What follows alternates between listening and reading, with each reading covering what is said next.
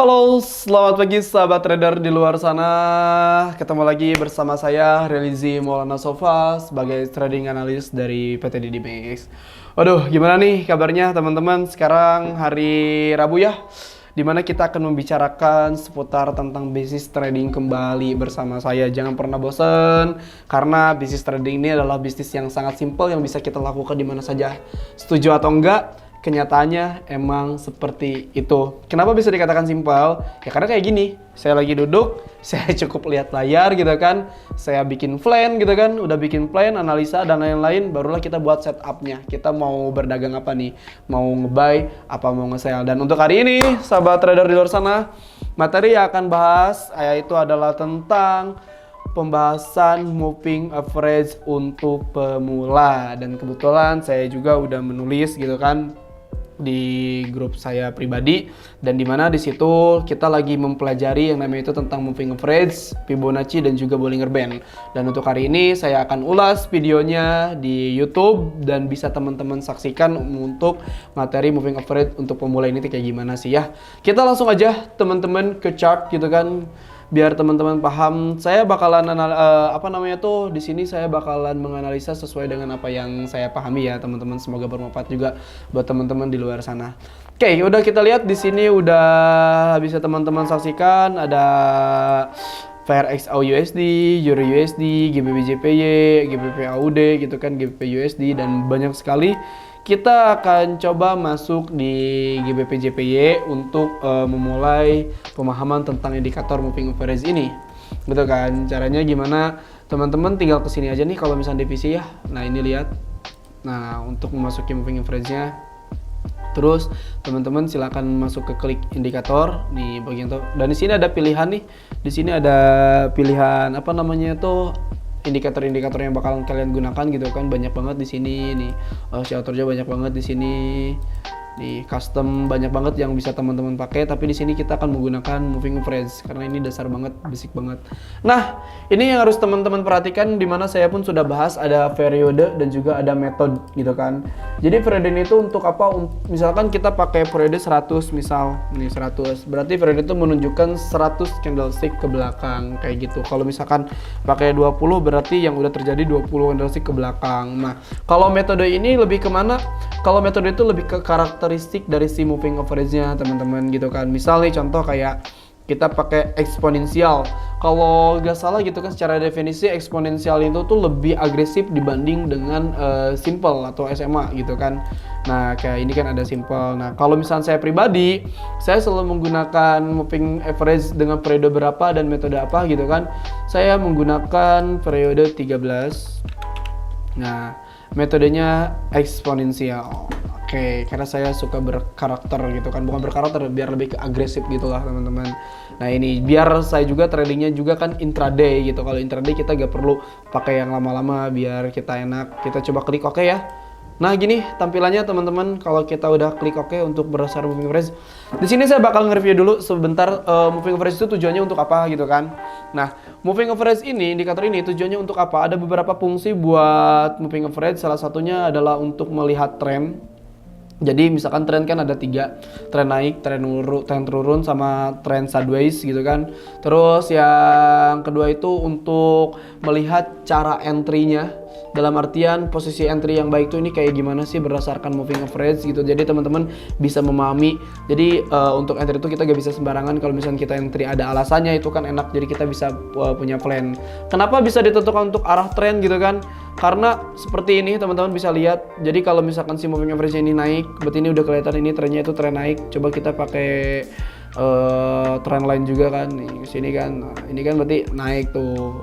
Ini udah kelihatan setiap dia ngelengkung berarti ini koreksinya, ini juga mau koreksinya berarti ini mau naik lagi. Seperti itu. Jadi enak banget karena dalam bisnis trading ini tuh kita bagusnya tuh follow the trend.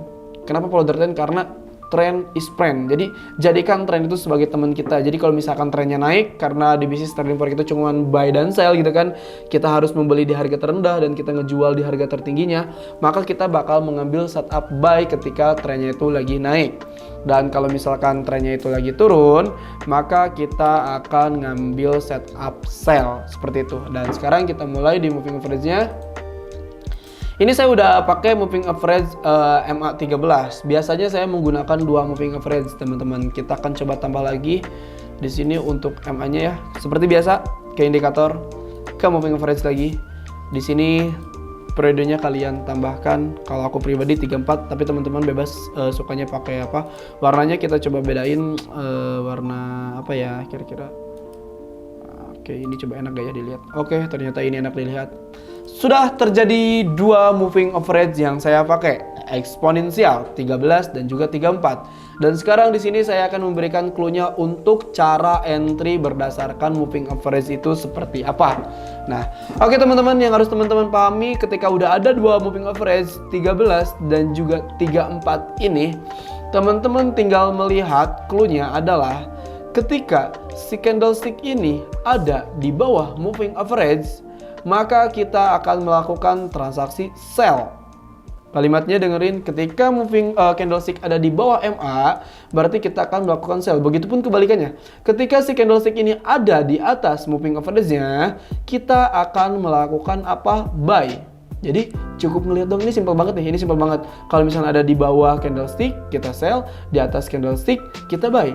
Secara pemahaman. Dan untuk melihat tren atau pergantiannya gimana ketika si moving average ini sudah melakukan bersilangan atau cross. Nah, kita bisa kasih contoh kan. Nah, ini contoh. Nah, ini cross gitu kan. Ini juga nih bisa teman-teman lihat, ini juga nge-cross. Nah, kan kita tandai yang sekiranya nge-cross. Ini juga cross tuh. Kan set. Nah, ini kan dimana si MA ini tuh terjadi bersilangan atau nge-cross. Contohnya kayak gini perjalanannya. Ketika si harga apa namanya tuh GBWJP ya ini. GBWJP ini naik terus dan dia belum melakukan cross atau penyilangan. Dan di sini dia melakukan cross, berarti itu akan ada pembalikan tren. Dia cross yang asalnya naik, terjadilah turun. Setelah turun dia naik lagi, cross nih. Dia nggak cross lagi di sini, bisa kita lihat teman-teman, maka akan menjadi kenaikan kembali, naik lagi, dan di sini ini udah cross nih, ini udah cross untuk GBWJPY, berarti ini dia udah ada di resisten juga. Prefer untuk melakukan sell. Kenapa? Karena secara signalnya dia udah bersilangan dan kita akan melakukan entry-nya di setiap dia menyentuh moving average MA13 ini.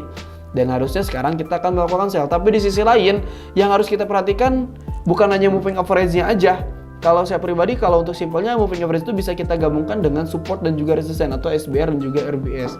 Jadi teman-teman juga tetap harga utamanya itu harus dilihat dari apa namanya itu support dan juga resisten. Jadi kita tandai buat GBWJPY ini tuh udah termasuk SBR, support become RBS, resisten become support, dan ini untuk supportnya, support area.